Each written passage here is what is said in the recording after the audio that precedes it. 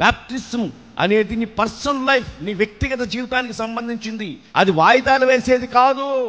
వెంటనే take moment, వెంటనే తీసుకోవాల్సింది బాప్టిజం.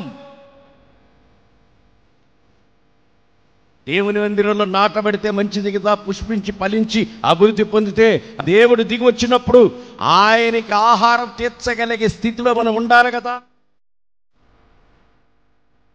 మీకు తెలుసా, ప్రత్యక్ష గుడారములో ఆవరణములో బలిపీఠం పక్క నుంచి తోస్తే ఆ ఇత్తడి గంగాళములకు కొలత లేదు. మోషేకి దేవుడిచ్చిన ప్రతి వస్తువు కొలతుంది, ఆ ఇత్తడి గంగాళానికి కొలత లేదు.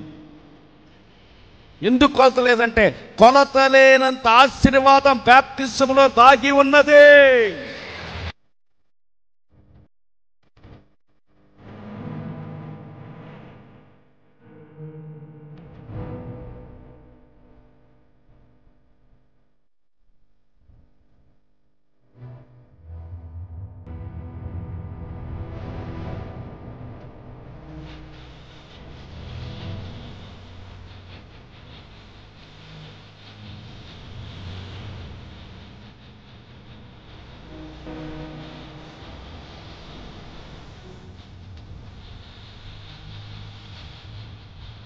యథార్థవంతుడు తన ప్రవర్తన చక్కబెట్టుకుంటాడు.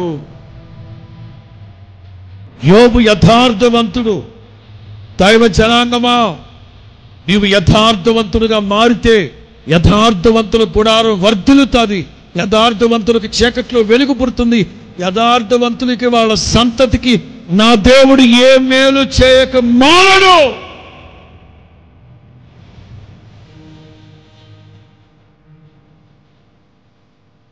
మీరు నీతిగా నిజాయితీగా బ్రతికితే, నీతిగా న్యాయాన్ని అనుసరించి జీవిస్తే మీ తర్వాత సంతతి 4 తరాలు క్షేమంగా సుభిక్షంగా దేవునిలో ఆశీర్వదించబడి ఉంటారు.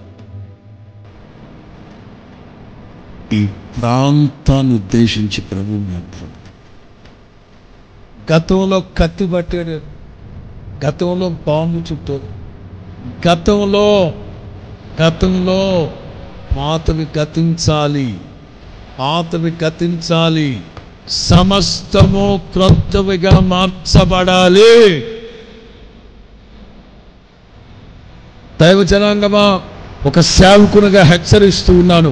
మరలా పాత స్నేహాలు, పాత పరిచయాలు, పాత స్థలాలు వద్దు. ఆగిపోండి. పాతవి గతించాలి, సమస్తము క్రొత్తవ్వాలి.